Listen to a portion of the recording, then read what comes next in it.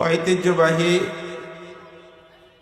কাশীনগর তাহফিজুল কোরআন মাদ্রাসার উদ্যোগে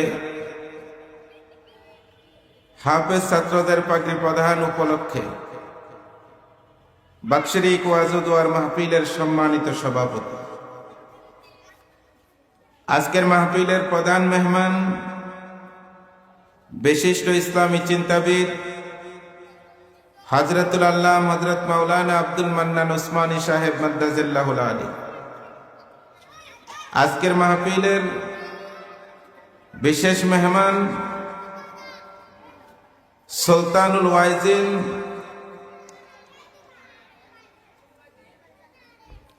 হযরত মাওলানা খালেদ সাইফুল্লাহ আইয়ুবী সাহেবের সুযোগ্য ছোট ভাই জনাব হযরত মাওলানা আবুল কালাম আইয়ুবী সাহেব মাদ্দাজিল্লাহুল আলী।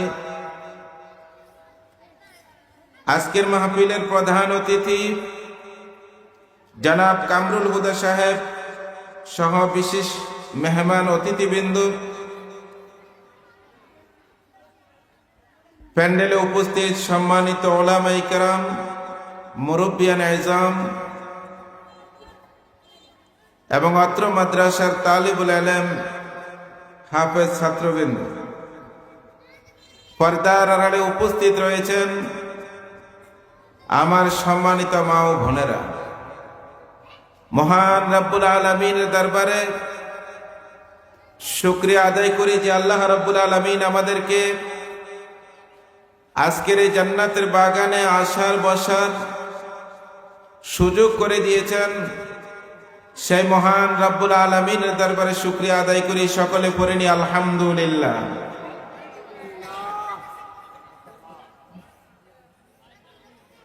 আমি আজকে যে বিষয়ের উপরে কথা বলার ইচ্ছা করেছি, আল্লাহ পাক রব্বুল আলামিন যদি তৌফিক দেয়, চেষ্টা করব কোরআনুল কারীমের ৬৬৬৬টি আয়াতের মধ্য থেকে একটি আয়াতে কারিমা আপনাদের সামনে তেলাওয়াত করেছি।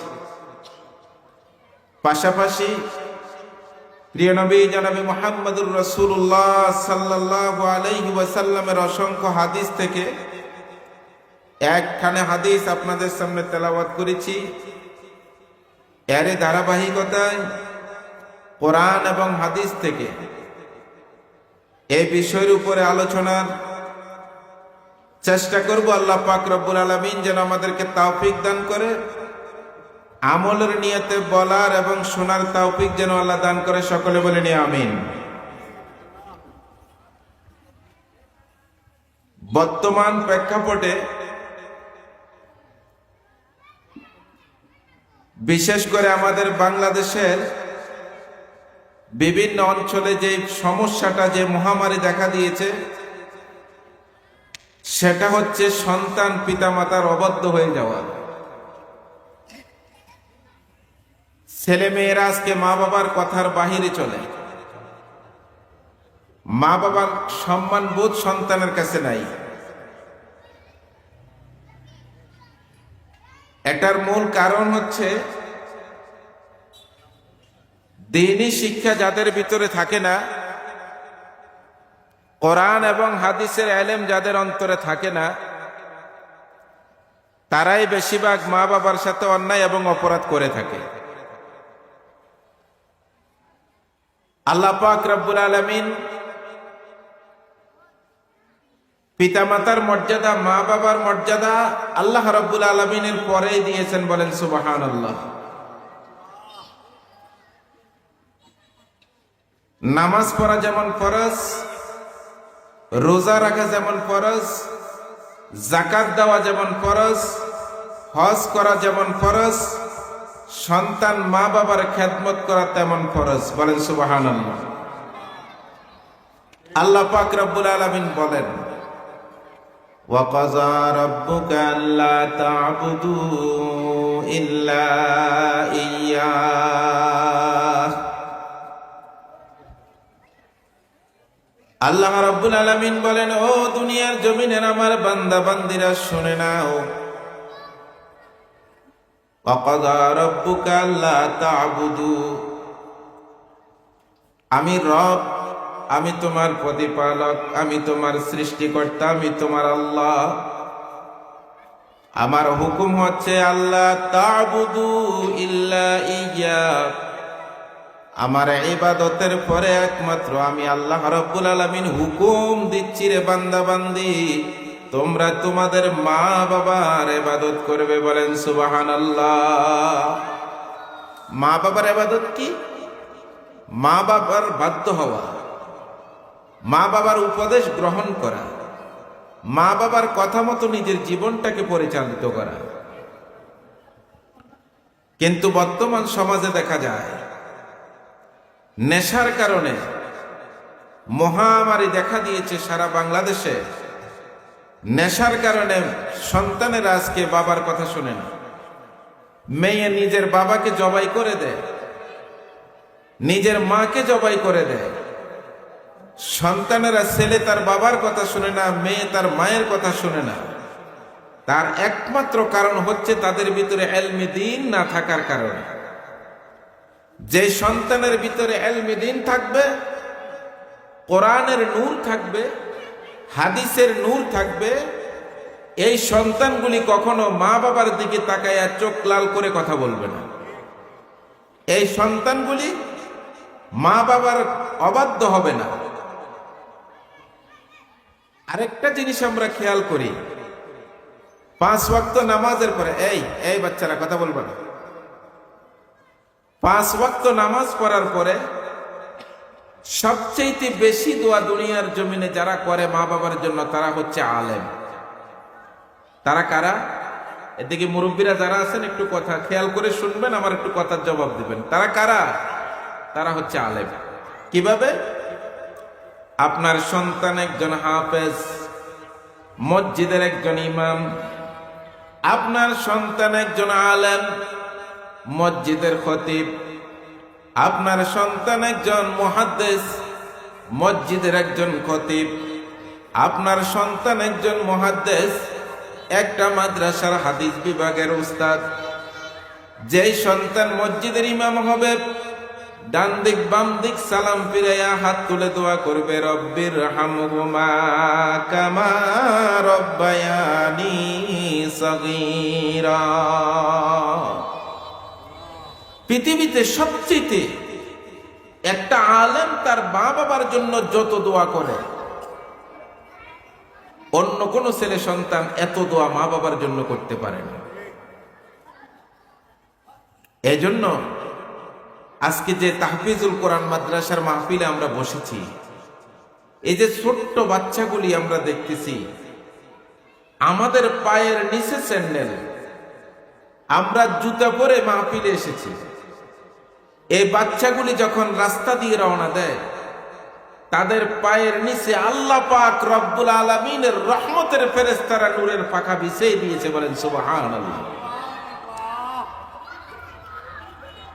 আমাদের মর্যাদার চাইতে একজন তালেবুল ইলমের মর্যাদা আল্লাহর দরবারে অনেক বেশি। আল্লাহ পাক রব্বুল আলামিন বলেন, পৃথিবীর জমিনে ওই ব্যক্তি সর্বোত্তম যে ব্যক্তি কোরআনুল কারীম নিজে শিখে এবং অন্যকে শিক্ষা দেয়। একজন তালেবুল ইলম ছাত্রের মর্যাদা এত বেশি, হযরত আশরাফ আলী থানভী রাহমাতুল্লাহ আলাইহির একটা ঘটনা আমার মনে পড়ল। হযরত আশরাফ আলী থানভী রাহমাতুল্লাহ আলাইহি মাদ্রাসায় রওনা দিয়েছেন। ক্লাসের সময় অতিক্রম হয়ে গেল। কিছু লেট করে যেই মাত্র তিনি ক্লাসের ভিতরে ঢুকলেন, ওনার উস্তাদ জিজ্ঞেস করলেন, আশরাফ আলী, তোমার ক্লাস হলো সকাল 10টায়, তুমি 10:30 11টার ভিতরে কেন আসলা, কারণ কি? আশরাফ আলী থানভী রাহমাতুল্লাহ আলাইহি লেখেন, জবাব দিলেন, হুজুর, আমি যেই মাত্র খাওয়া দাওয়া করলাম, আমার মা আমার হাতে কিতাবগুলি তুলে দিয়েছে, আমার মা আমার বুকের মধ্যে কোরআন শরীফ উঠাই দিয়েছে। আমি যেই মাত্র ঘর থেকে বের হলাম, আমি দরজার মধ্যে আসার সাথে সাথে দেখতেছি রহমতের ফেরেশতাদের নূরের পাখাগুলি আমার কদমের নিচে দেখতে পাইলাম। আমি ওই রহমতের ফেরেশতাদের নূরের পাখাগুলি সরায় সরায় আস্তে আস্তে করে মাদ্রাসার দিকে রওনা দিলাম। তাদের নূরের পাখাগুলি সরায় আসতে আসতে এই কারণে আমার লেট হয়ে গেছে, দেরি হয়ে গেছে।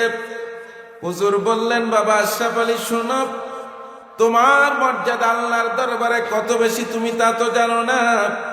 রহমতের ফেরেশতাদের নূরের পাখাগুলি সরানোর কোনো প্রয়োজন ছিল না। তোমার ঘর থেকে যেই মাত্র তুমি বের হয়েছ, ওই সময় থেকে আল্লাহ রাব্বুল আলামিনের রহমতের ফেরেশতারা রহমতের ফেরেশতাদের নূরের পাখাগুলি তোমার কদমের নিচে দিয়েছে। বলেন সুবহানাল্লাহ। কি মর্যাদা, কি সম্মান! একজন তালেবুল ইলম ছাত্রের মর্যাদা কত বেশি। আজকে আমরা সন্তানদেরকে মাদ্রাসায় লেখাপড়া করাইতে চাই না, যার কারণে আমাদের সন্তান, আমাদের অনেক পিতামাতার গলার উপরে ছুরি চালায়, ঘরের দরজা ভেঙে ফেলে, নেশার টাকা পায় না, অন্যের ঘরে চুরি করে। সন্তানের জন্য অন্যের কাছে বেইজ্জতি হওয়া লাগে, অসম্মানী হওয়া লাগে। কিন্তু এমন কোন প্রমাণ দেখাইতে পারবেন না একজন হাফেজে কোরআন, একজন মাওলানা, একজন মুহাদ্দিস, একজন মুফাসসির কোনদিন কোন মা বাবার গায়ে হাত তুলছে এরকম প্রমাণ এই দুনিয়ার জমিনে দেখানো সম্ভব হবে না। তার কারণ কি?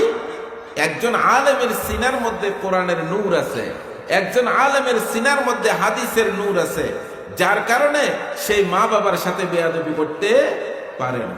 এই জন্য এ তাহফিজুল কোরআন মাদ্রাসাটা আমারই ছাত্র হাফেজ হুসাইন আহমেদ, আসলে এই ছেলেটা একবারে ছোট থাকতেই আমার মাদ্রাসায় গিয়েছে। আলহামদুলিল্লাহ জামুয়া মাদ্রাসায় হাফজ শেষ করছে।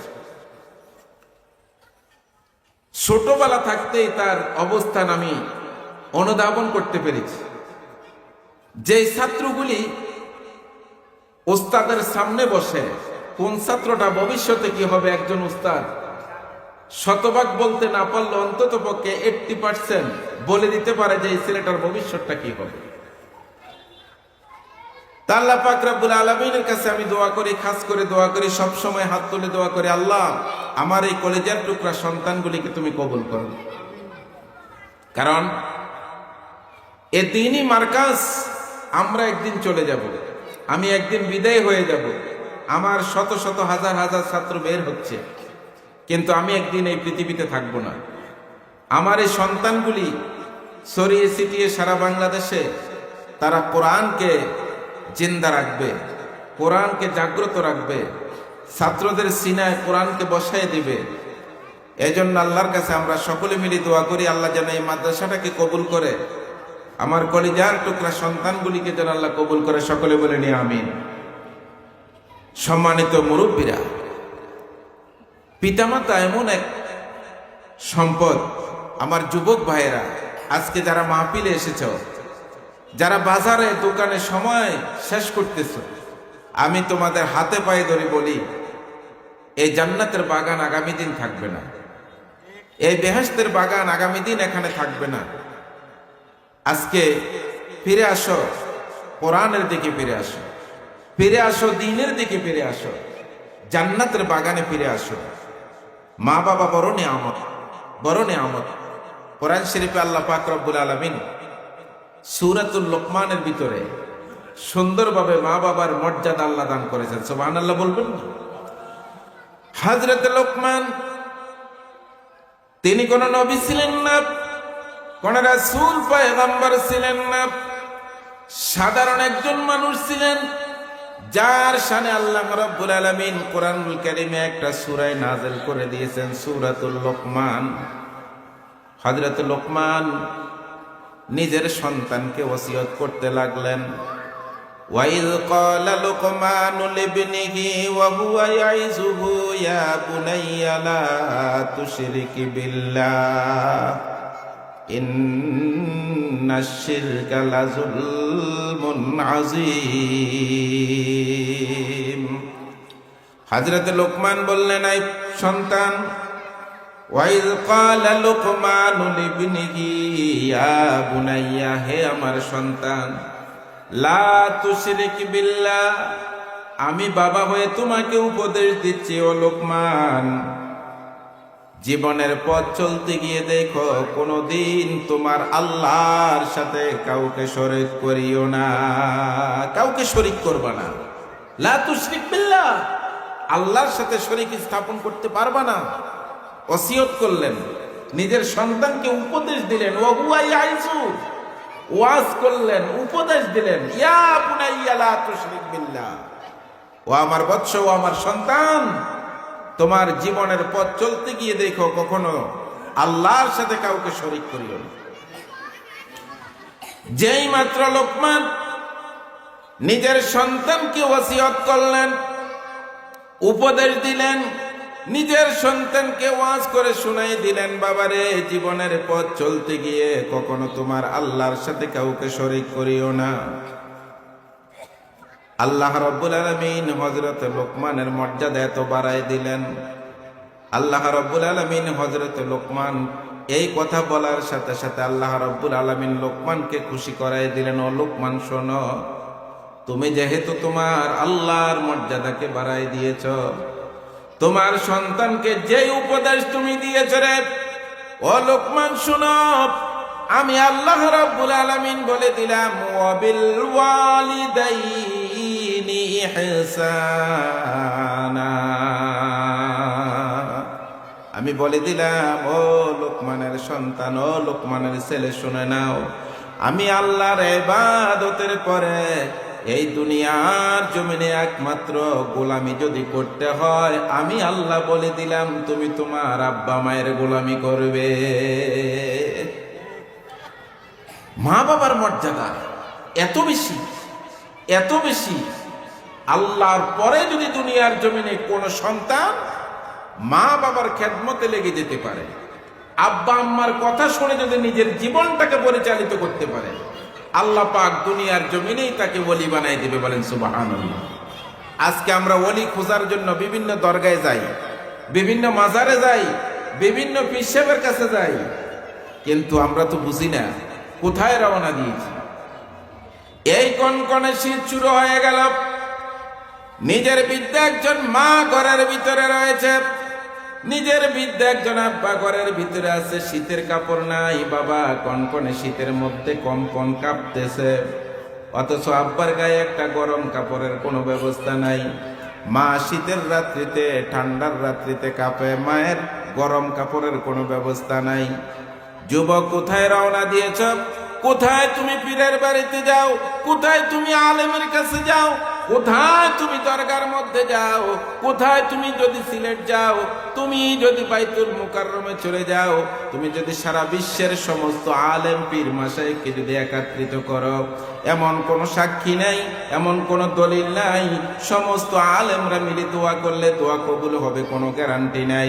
একটাই মাত্র গ্যারান্টি আছে, ও যুবক, এই কনকনে শীতের মধ্যে যদি একটা গরম কাপড় কিনে নিয়ে তোমার মাকে পরাই দিতে পারো, এই কনকনে শীতের মধ্যে যদি তোমার আব্বাকে যদি একটা চাদর কিনে গায়ের মধ্যে জড়াই দিতে পারো, তোমার বাবার মুখমণ্ডল থেকে, মুখ থেকে, চেহারা থেকে যে হাসিটা ফুটে আসবে, ওই হাসিটা আর শাজিম পর্যন্ত বুঝতে এক সেকেন্ড দেরি হবে না।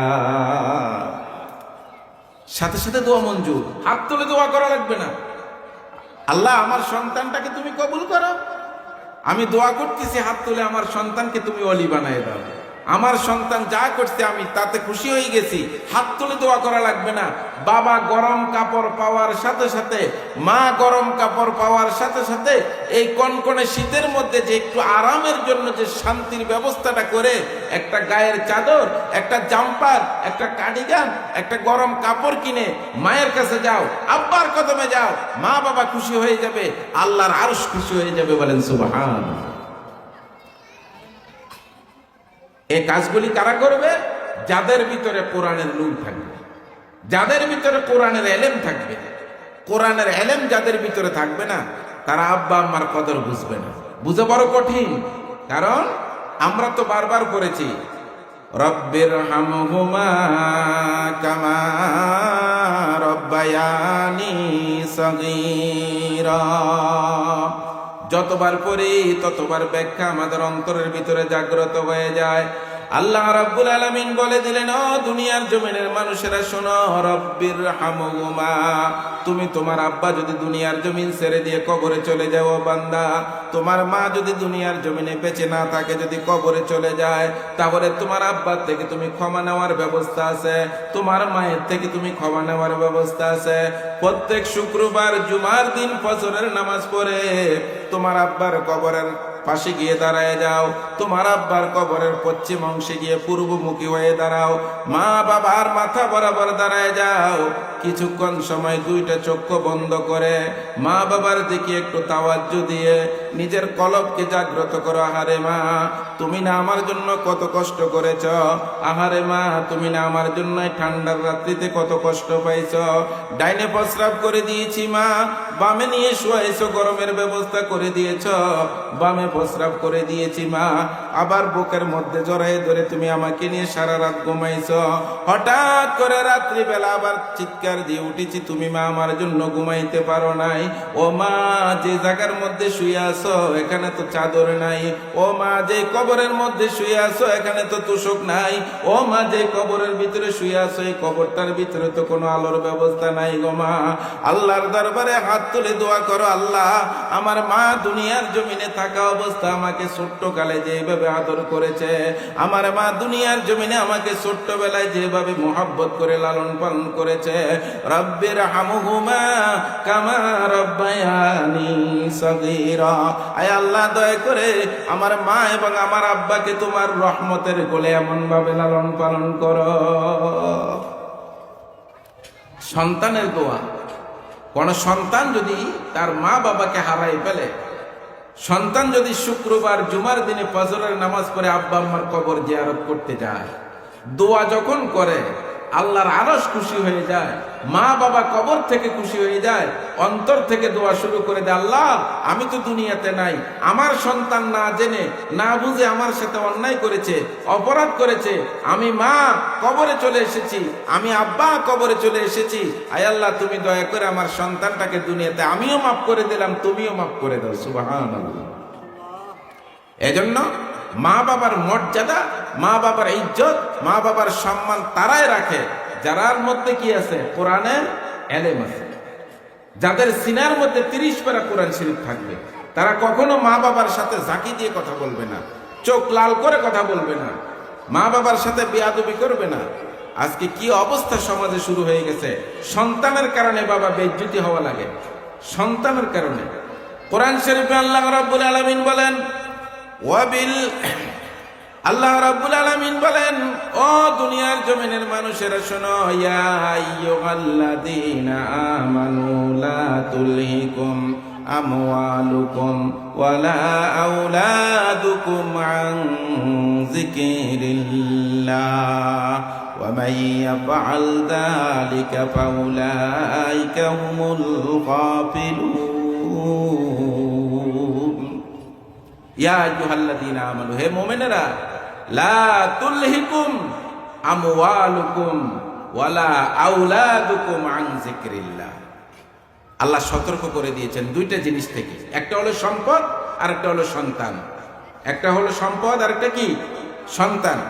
এই দুই জিনিস থেকে আল্লাহ পাক রব্বুল আলামিন সতর্ক করছেন মুমিনদেরকে। আল্লাহ বলছেন, লা তুলহিকুম, সাবধান হয়ে যাও, সতর্ক হয়ে যাও, আমওয়ালুকুম, তোমাদের সম্পদ, ওয়ালা আওলাদুকুম আন যিকরিল্লাহ, আমি আল্লাহর স্মরণ থেকে, আমি আল্লাহর জিকির থেকে, আমি আল্লাহ থেকে তোমাকে দূরে সরাই রাখবে। এই সন্তান তোমাকে আমার থেকে দূরে সরাই নেবে, এই সম্পদ তোমাকে আমার থেকে দূরে সরাই রাখবে। আজকে আমরা আল্লাহ থেকে দূরে সরে যাওয়ার পিছনে দুইটা কারণ, একটা হলো সন্তান আর একটা হলো সম্পদ। যাদের কয়েকটা সন্তান আছে, বিদেশে আছে, টাকা পয়সা কামাই করে, লক্ষ লক্ষ কোটি কোটি টাকার মালিক হয়ে গেছে, বাড়ি গাড়ি সবকিছু আছে, ওই ব্যক্তি মনে করে যে আমার চাইতে তো এই গ্রামের মধ্যে, এই সমাজের মধ্যে, এই এলাকার মধ্যে আর কেউ নাই, তার নামাজ নাই, তার রোজা নাই, তার সবকিছু থেকে অন্ধ হয়ে গেছে, সে আল্লাহর জিকির ভুলে গেছে, সে নামাজ ছেড়ে দিয়েছে, রোজা ছেড়ে দিয়েছে, একমাত্র অহংকার করে নিজের সন্তানের, একমাত্র অহংকার করে সম্পদে। এই সন্তান, এই সন্তানের কারণে মা বাবা বেইজ্জতি হয়। আর এই সম্পদের কারণে দুনিয়ার জমিনে মানুষ বেইজ্জতি লাঞ্ছিত হয়। কারণটা কি? কারণ হলো সম্পদ মানুষদেরকে গোমরা করে দেয়, অন্ধ করে দেয়। আল্লাহর রাসূলের একজন সাহাবী, আল্লাহর হাবিব জনাবে মুহাম্মদুর রাসূলুল্লাহ সাল্লাল্লাহু আলাইহি ওয়াসাল্লামের নিকটে এসেছেন। গরীব সাহাবী, খুবই গরীব, কিছুই নাই, খুব গরীব, অসহায়, একবারেই অসহায়। একটা মাত্র কাপড়, যেই কাপড়টা নিজে পরিধান করে নামাজ পড়ে তাড়াহুড়া করে বাড়িতে চলে যায়, ঘরের ভিতরে যায় নিজের বিবিকে যায় কাপড়টা খুলে দেয়, ঘরের ভিতরে গর্ত করে, ওই গর্তের ভিতরে কিছুক্ষণ সময়ের জন্য স্বামী গর্তের ভিতরে বসে থাকে, নিজের পরনের কাপড়টা খুলে দিলে স্ত্রীকে দিলে স্ত্রী নামাজ পড়ে। এরপরে স্ত্রী নামাজ পড়া শেষ হইলে ওই লোকটা কাপড়টা পরে ঘর থেকে বের হয়ে চলে আসে। এর চাইতে গরিব মানুষ কি আর দুনিয়াতে কেউ হতে পারে কিনা বলেন? কথা বলেন, এর চাইতে গরিব আর কেউ হয়? এমন একজন গরিব সাহাবী, হাদিস শরীফ প্রমাণ করে, আল্লাহর হাবিব জনাবে মুহাম্মদুর রাসূলুল্লাহ সাল্লাল্লাহু আলাইহি ওয়াসাল্লাম তাকে দেখতে পাইলেন, বিশেষ করে মাগরিবের নামাজের সময়, খুব সংক্ষিপ্ত সময়, খুব অল্প সময়। ওই সাহাবী প্রতিদিন মাগরিবের নামাজের ফরজটা রাসূলের পিছনে আদায় করে দৌড় মারে বাড়ির দিকে। এইভাবে একদিন, 2 দিন, 1 সপ্তাহ, 2 সপ্তাহ, 1 মাস, 2 মাস চলে যায়। হঠাৎ করে আল্লাহর হাবিব জনাবে মুহাম্মদুর রাসূলুল্লাহ সাল্লাল্লাহু আলাইহি ওয়াসাল্লামের নজর পড়েছে সাহাবীর দিকে। আল্লাহর রাসূল ডাক দিলেন, ও সাহাবী আমার সামনে আসো। ওই সাহাবী আল্লাহর রাসূলের সামনে গিয়ে বসলেন। ইয়া রাসূলুল্লাহ, ইয়া হাবিবাল্লাহ, নবী গো, কি জন্য ডাক দিয়েছেন? আল্লাহর হাবিব বললেন, সাহাবীরে, প্রতিদিন তুমি যোহরের নামাজ আমার পিছনে জমাতে আদায় করো, আসরের নামাজ আমার পিছনে জমাতে আদায় করো। আসরের নামাজের পরে কিছুক্ষণ সময় তুমি আমার সামনে বসে থাকো, দ্বীনের উপরে তুমি দাওয়াত গ্রহণ করো, ইলমে দ্বীন শিক্ষা করো। যোহরের নামাজের পরে কিছুক্ষণ সময় আমার সামনে বসে থাকো, ইলমে দ্বীন শিক্ষা করো। এশার নামাজের পরে কিছুক্ষণ সময় আমার সামনে বসে থাকো, ইলমে দ্বীন শিক্ষা করো। ফজরের নামাজ এবং মাগরিবের নামাজটা পড়ে তাড়াহুড়া করে কেন তুমি দৌড়ে বাড়ির দিকে রওনা দাও? কারণ কি জানতে চাই। ওই সাহাবীর 2 চোখের পানি টকটক করে পড়া শুরু হয়ে গেল, ধারে ভিজে যাচ্ছে, কোনো কথা বলে না। 2 চোখের পানি বেয়ে বেয়ে দাঁড়িয়ে বেয়ে বেয়ে পড়তেছে, ঠোঁট দুটি কাঁপতেছে। আল্লাহর রাসূল আশ্চর্য হয়ে গেলেন, আহারে আমি কি কথা বললাম? সাহাবী কান্না করতেছে। রাসূল ডাক দিয়ে বললেন, বাবারে কেন কাঁদো? তোমার মনে কি ব্যথা এসেছে বলো। আমার কথায় যদি তুমি কোনো কষ্ট পাইয়া থাকো তাও তুমি প্রকাশ করো। ওই সাহাবী কিছুই বলে না, 2 চোখের পানি ছেড়ে দিয়ে কাঁদতেছে আর কাঁদতেছে। হযরত আবু বকর পাশে গিয়ে ডাক দিয়ে বললেন, সাহাবী ভাই, আল্লাহর রাসূলের সাথে বেয়াদবি করিও না। আল্লাহর হাবিব রাহমাতাল লিল আলামিন তোমাকে জানতে চেয়েছে, তুমি বলে দাও কি জন্য তুমি মাগরিবের নামাজের ফরজ পড়ে তাড়াহুড়া করে চলে যাও। ওই সাহাবী বলতেছে, ও আবু বকর ভাই, আমি কথাটা কিভাবে বলবো, আমার লজ্জা লাগে। হযরত আবু বকরের কাছে সাহাবী বললেন, ভাই, আমার একটা কাপড়, যেই কাপড়টা পরে আমি নিজেই নামাজ পড়ি, বাড়িতে যাওয়ার পরে কাপড়টা খুলে আমি গর্তের ভিতরে বসে থাকি। এই কাপড় পরিধান করে আমার বিবি নামাজ পড়ে, আমার বিবি নামাজ পড়ার পরে আমি ঘর থেকে বের হলে কাপড়টা পরে বের হই। এই জন্য মাগরিবের নামাজের সময়টা তো খুব কম সময়, এই কারণে আমি সাহাবী বেশি সময় অতিবাহিত করি না। কারণ হচ্ছে আমার বিবি যদি নামাজটা যদি তরক হয়ে যায়, সময়টা যদি চলে যায়, তাহলে তো নামাজের সময়টা পাবে না, নামাজটা কাজা হয়ে যাবে। এই জন্য মাগরিবের নামাজটা আদায় করে দৌড়াইয়া দৌড়াইয়া আমি আমার ঘরের ভিতরে পৌঁছে যাই। আল্লাহর হাবিব রাহমাতাল লিল আলামিন কথা শুনে 2 চোখের পানি রাখতে পারলেন না, নবী আমার কান্না শুরু করে দিলেন। আল্লাহর রাসূল হাজিরানে মজলিসের ভিতরে ডাক দিয়ে বললেন, ও সাহাবীরা, কে আছো আমার এই সাহাবীর জন্য একটু সহযোগিতা করতে পারবে? একজন সাহাবী দাঁড়ায় বললেন, লাব্বাইক ইয়া রাসূলুল্লাহ, হুজুর আপনার যে ওয়ার্ডার, যে হুকুম আপনি আমাকে করবেন, আমার এই সাহাবী ভাইয়ের জন্য যা করার প্রয়োজন আপনি অনুমতি দেন, আমি তাই দিয়ে দিব। বলেন সুবহানাল্লাহ। আল্লাহর রাসূল বললেন, অন্য কোনো সম্পদের দরকার নাই, আমি রাসূল বলে দিলাম আমার এই সাহাবীর জন্য একটা বকরি খরিদ করে আমার সামনে নিয়ে আসো। যেই মাত্র সাহাবী বকরিটা খরিদ করে নিয়ে আসলেন, আল্লাহর রাসূলের বরকতি হাতে, রহমাতাল লিল আলামিনের বরকতি হাতে আল্লাহর রাসূল সাহাবীর হাতে উঠাই দিয়ে বললেন, ও সাহাবীর নিয়ে চলে যাও, এই বকরিটা তোমার হাতে উঠাই দিলাম, আল্লাহ পাক রব্বুল আলামিন এই বকরির উসিলায় তোমাকে অসংখ্য সম্পদের মালিক বানাই দিবে। বলেন সুবহানাল্লাহ। রহমাতাল লিল আলামিনের দোয়া সাথে সাথে মঞ্জুর হয়ে গেল। আল্লাহর দরবারে দোয়া করলেন, দোয়া কবুল হয়ে গেল। সাহাবী বকরি নিয়ে চলে গেলেন। দিন চলে যায়, মাস চলে যায়, বছর চলে যায়, সাহাবী মসজিদে আসে, নামাজ পড়ে বাড়িতে চলে যায়। বকরিও আস্তে আস্তে বাড়তে বাড়তে বাড়তে বাড়তে বাড়তে বাড়তে এত বাড়া শুরু হয়ে গেছে, হাদিস প্রমাণ করে 12,000 বকরি হয়েছে। ওই সাহাবীর শেষ পর্যন্ত 12,000 বকরি দেখার মতো কোনো লোক আর নাই। আল্লাহর হাবিব রাহমাতাল লিল আলামিন নামাজের সালাম ফিরে জিজ্ঞেস করলেন, ও সাহাবীরা, আমার সাহাবী কই? যে সাহাবীরা আমি বকরি কিনে দিয়েছি ওই সাহাবী কোথায়? একজন সাহাবী দাঁড়ায় বললেন, ইয়া রাসূলুল্লাহ, আপনার সাহাবী নামাজ আদায় করে তবে মসজিদে আসতে পারে না। আপনার সাহাবী নামাজ আদায় করে তবে মসজিদে এসে রহমাতুল লিল আলামিনের পিছনে নামাজ পড়তে পারে না। রাসূল জিজ্ঞেস করলেন, কারণ কি? ওই সাহাবী বললেন, ইয়া রাসূলুল্লাহ, আপনার রহমত এবং বরকতি হাতে যে বকরি তার হাতে উঠাই দিয়েছেন, এত বকরি হয়েছে, ওই বকরিগুলিকে এখন সামাল দিতে পারে না, বিদায় আপনার সাহাবী মসজিদে এসে জমাতে নামাজ আদায় করতে পারে না। রাসূল সাথে সাথে নিজের কপালে নিজে হাত মারলেন, নিজের কপালে নিজে হাত মারলেন। আল্লাহর হাবিব নিজের কপালে নিজে হাত মেরে আফসুস আফসুস আফসুস, আমার ওই সাহাবীর জন্য আফসুস। সম্পদ তাকে আল্লাহ থেকে দূরে সরাই দিয়েছে, সম্পদ আল্লাহ থেকে কি করছে? দূরে সরাই দিয়েছে। এই জন্য আল্লাহ রাব্বুল আলামিন বলেন, ইয়া আইয়ুহাল্লাযীনা আমানু লা তুলহিকুম আমওয়ালুকুম ওয়ালা আওলাদুকুম আন যিকরিল্লাহ। সাবধান হয়ে যাও, দুই জিনিস তোমাদেরকে আমি আল্লাহ থেকে সরাই দিবে। আমি আল্লাহর জিকির থেকে তোমাকে সরাবে, আমার নামাজ থেকে তোমাকে দূরে সরাই রাখবে, আমার রোজা থেকে তোমাকে দূরে সরাই রাখবে, আমার জিকির আজকার থেকে তোমাকে দূরে সরাই রাখবে।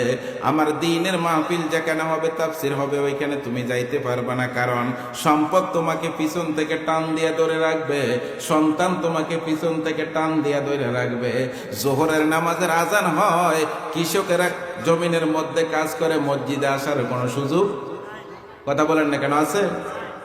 মসজিদ জমিনের মধ্যে কাজ হয়, বলতেছে জোহরের আজান হয়েছে তো হোক, অসুবিধা নাই।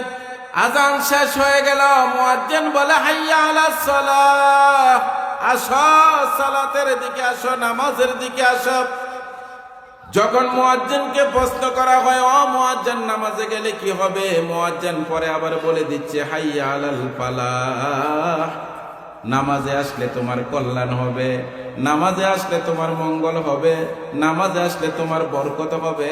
আসো দুনিয়ার জমিনের কাজ ছেড়ে দাও, ব্যবসা, তুমি ব্যবসায়িক, তুমি তোমার ব্যবসা ছেড়ে দাও। নামাজের আজান হয়েছে, দোকান বন্ধ করো, তোমার মালিক তোমাকে ডাক দিয়েছে, তোমার মালিকের ডাকে তুমি সাড়া দাও। অথচ আজকে সম্পদের মহাব্বতের কারণে আজকে আমরা মুসলমানরা নামাজ ছাড়া হয়ে গেলাম। এই সম্পদের কারণে আজকে মুসলমানরা আল্লাহর জিকির থেকে দূরে সরে গেলাম। এই সম্পদের কারণে আমাদের সন্তানগুলিকে দিন শিক্ষা দেওয়ার থেকে দূরে সরে গেলাম। একমাত্র সম্পদ, এই সম্পদের কারণে আল্লাহকে মানুষ ভুলে যায়। দ্বিতীয়টা হলো সন্তান, এই সন্তানের কারণে মানুষ আল্লাহ থেকে দূরে সরে যায়। কারণ দুনিয়ার জমিনে সবচেয়ে দুইটা জিনিসের অহংকার মানুষের অন্তরে বেশি জাগ্রত হয়, একটা হলো সম্পদ আর একটা হলো সন্তান। সন্তানের অহংকার অনেক মানুষ সহ্য করতে পারে না, আছে না নাই? কথা কেন না কেন, আছে না নাই? সন্তানের অহংকার সহ্য করতে পারে না অনেকে, সম্পদের অহংকার সহ্য করতে পারে না। কারোর সাথে লাগলেই বলে যে আমার 2 কানি চলে যাবে, অসুবিধা কি? তার সাথে বুঝতে কয় টাকা লাগবে? তার সাথে বুঝতে কয় টাকা লাগবে? আমার কি সম্পদ কম আছে নাকি? যাদের সন্তান বেশি আছে তারা সন্তানের অহংকার করে, তারে এইভাবে ছাইরা দিলে কেন? তোমরা কি আমার সন্তানেরা কম আছো নাকি? তোমাদের গায়ে শক্তি কি কম আছে নাকি? সন্তান নিয়ে অহংকার করে, আছে না নাই?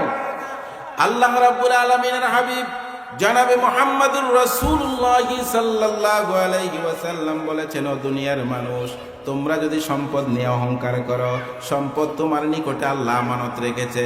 তোমরা যদি সন্তান নিয়ে অহংকার করো, সন্তান তোমার কাছে আল্লাহ আমানত রেখেছে। তোমার 2টা চক্ষু তুমি খুলে দেখো, তোমার ডাইনে বামে তুমি চোখ ঘুরাইয়া দেখো, এমনও মানুষ আছে যার একটা ছেলেও নাই, একটা মেয়েও নাই। এমন মানুষ আছে শুধু মেয়ে আছে কিন্তু ছেলে নাই। এমন আছে শুধু ছেলে আছে মেয়ে নাই। এমনও আছে একটা ছেলেও নাই, একটা মেয়েও নাই। আল্লাহ পাক রব্বুল আলামিন তাকে ছেলে সন্তানও দান করেন নাই। তাহলে বোঝা গেল সন্তান আমাদের কাছে আল্লাহ আমানত রেখেছেন, আর সম্পদও আমাদের কাছে আল্লাহ রব্বুল আলামিন আমানত রেখেছেন। আমি এই সম্পদের মালিক না, আমি এই সন্তানের মালিক না। আল্লাহর হাবিব জনাবে মুহাম্মদুর রাসূলুল্লাহ সাল্লাল্লাহু আলাইহি ওয়াসাল্লাম বলেন, দুনিয়ার জমিনের কোনো মানুষ যদি সন্তান নিয়ে অহংকার করে, ওই সন্তানকে আল্লাহ রব্বুল আলামিন দুনিয়ার জমিনে আর বেশি দিন তার কাছে রাখে না। দুনিয়ার কোনো মানুষ যদি সম্পদ নিয়ে অহংকার করে, ওই সম্পদ আল্লাহ পাক রব্বুল আলামিন তার কাছে আর বেশি দিন রাখেন না। বাড়ির পাশে জমিন, বাড়ির পাশে, কথা বলেন একটু মুরব্বীরা, বাড়ির পাশে কি জমিন আছে না নাই? আছে। বাড়ির নামা হাঁস মুরগা নষ্ট করে, এরকম সম্পত্তি নাই? আছে। তো বাড়ির পাশে জমি, হাঁস মুরগা নষ্ট করে। আমার নিজের দেখা কথা বলছি, প্রতিদিন সকালবেলা যাইয়া এমন ভাষা ব্যবহার করে, গালিগালাজ করে, শেষ পর্যন্ত বলতে বলতে শুরু করে দিয়েছে, তোদের সাথে বুঝতে গেলে আমার কয় টাকা লাগবে?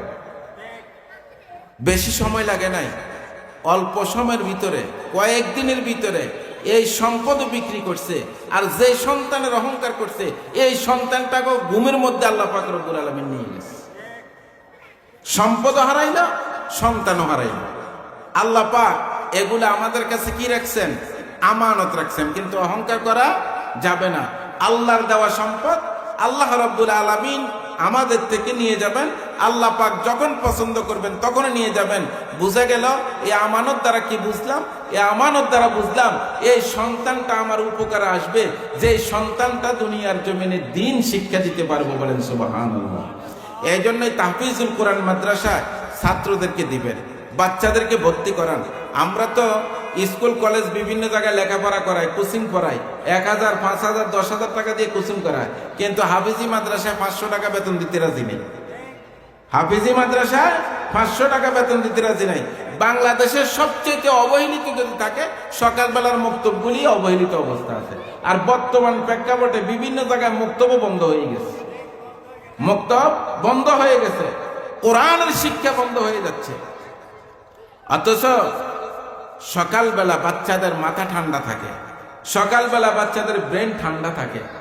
আমরা সকালবেলা মুক্তবে চলে যাইতাম কোরআন শরীফ পড়ার জন্য হুজুরের কাছে, কিন্তু এখন সকালবেলা পোলার চাইতে পোলার ফিডের ওজন বাড়ি যায়, পোলার চাইতে পোলার ফিডের ওজন বাইরে যায়। তার মানে এত বই দেওয়া হয়, সম্পূর্ণ বইগুলি ফিডের মধ্যে, ব্যাগের মধ্যে পুরাইয়া বাচ্চা হাঁটতে পারে না, এত বই দেওয়া হয়।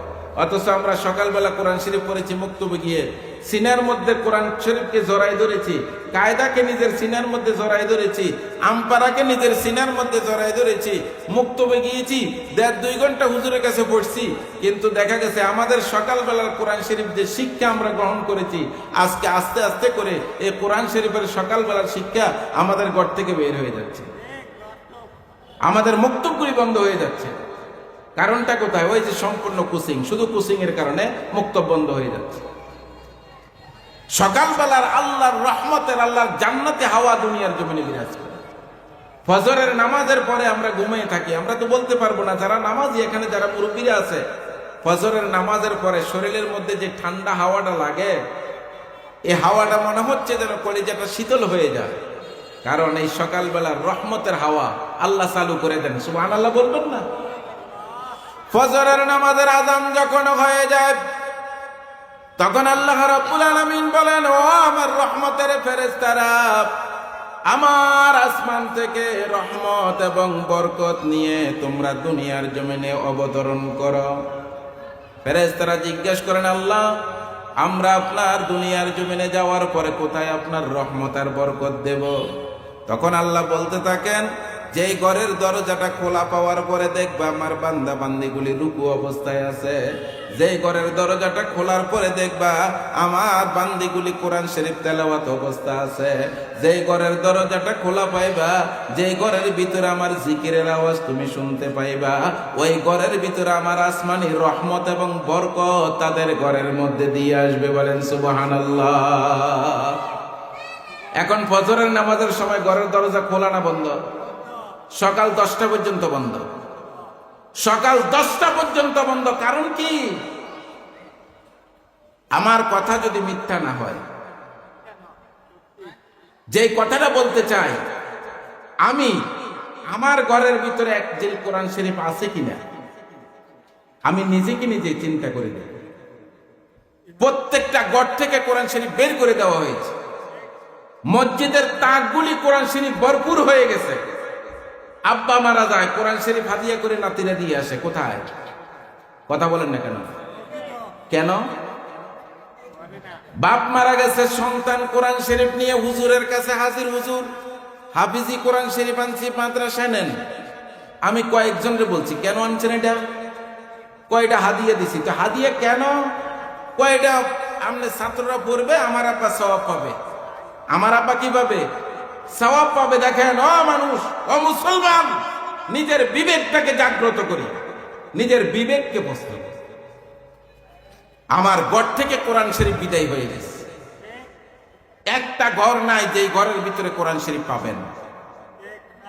আমি 1986 সালের কথা বলছি। আমি তখন লাকসাম উত্তর বাজার মাদ্রাসায় হেফজ করি। 1986 সালে লাকসাম উত্তর বাজারে আগুন লাগছিল। লাকসাম হাউজিং স্ট্রিটের পাশে আগুন লাগছিল। পুরা বাজার জ্বলে পুড়ে ছাই হয়ে গেছে। সকালবেলা আমরা হুজুর সহ আমরা সব ছাত্ররা গেছি দেখার জন্য। যাইয়া দেখি কোরআন শরীফ একটা তাকের উপরে ছিল, চতুর্দিকে সাদা যে জায়গাটা, খালি জায়গাটা আছে, এটা পুড়ে গেছে। ভিতরে একটা হরফ, একটা নক্তা, একটা জের, একটা জবর কোনো কিছুই স্পর্শ করে নাই। পুরা জিন্দা কোরআন তাকের উপরে শুয়ে আছে। বলেন সুবহানাল্লাহ। আজকে মুসলমানের ঘরে আগুন লাগে, কোরআন শরীফ ঘরের ভিতরে নাই। আজকে মুসলমানদের মা বোনেরা কোরআন শরীফের তেলাওয়াত জানে না। সারা রাত শুধু মোবাইলের ভিতরে, ফেসবুক আর ইউটিউবের ভিতরে সময় শেষ হয়ে যায়। ফজরের নামাজের সময় ঘরের দরজা খোলা হয় না। ফজরের নামাজের সময় যখন ঘরের দরজাগুলি বন্ধ থাকে, তখন আসমান থেকে যে ফেরেশতারা রহমত এবং বরকত নিয়ে এসেছে, রহমত এবং বরকতগুলি নিয়ে আল্লাহর দরবারে যায় বলতে থাকে, ও আল্লাহ, তোমার দেওয়া রহমত, তোমার দেওয়া বরকত তোমার বান্দাদের জন্য আদর করে মোহাব্বত করে দিয়েছিলা গো আল্লাহ। তোমার বান্দাদের ঘরের দরজাগুলি বন্ধ, দুনিয়ার জমিনের অমুক অমুক বান্দাদের দরজাগুলি খোলা পাইছি, তাদেরকে রহমত এবং বরকত দিয়ে আসছি। বাকি রহমত এবং বরকতগুলি নিয়ে তোমার দরবারে চলে এসেছি আল্লাহ গো। তোমার এই রহমত এবং বরকত এগুলি আমরা কোথায় রাখবো?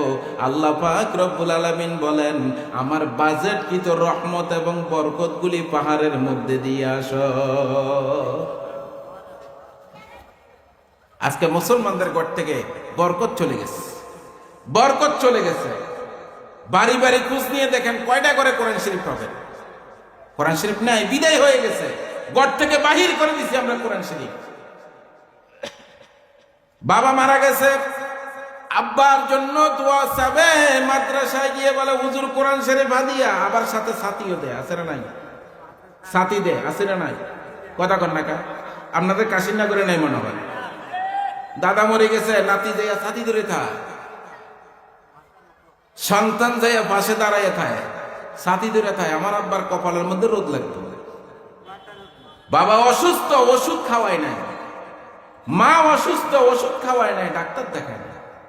আম্মাকে একটা আঙ্গুর কিনে দেয় নাই, আব্বাকে একটা আঙ্গুর কিনে দেয় নাই, দোয়ার জন্য মা বাবার কদমে যায় নাই। 1000 পীর অত্তর যদি করেন, একসাথ করেন, 1000 পীর যদি দোয়া করে, দোয়া কবুল হতেও পারে, নাও হতে পারে। যদি কোনো সন্তান তার আব্বা মায়ের কদমে গিয়ে যদি দোয়া চায়, মা বাবা দোয়া করার সাথে সাথে আরশ আজিম পর্যন্ত সমস্ত দরজাগুলি আল্লাহ পাক রব্বুল আলামিন করে দেবেন। সুবহান। সাথে সাথে দোয়া মঞ্জুর, সাথে সাথে দোয়া মঞ্জুর হয়ে যায়। আমরা দোয়ার জন্য কোথায় দাঁড়াই? পীরের বাড়িতে কেন যাও? ও মুসলমান, কপাল পোড়া মুসলমান, মার কদমে গিয়ে বরফ। হযরত বাইজিদ বুস্তামি, রাত্র গভীর হয়ে গেল, মায়ের দোয়া আল্লাহ রাব্বুল আলামিন ওলি বানাই দিয়েছেন। দুনিয়ার জমিনে যত ওলি দেখতেছেন, প্রত্যেকটা ওলি একমাত্র মা বাবার দোয়ার বরকতে হয়েছে। ছোট্ট ছেলে বাইজিদ, কনকনে শীত, ঠান্ডার রাত্রি, মা ঘুমায় পড়েছে।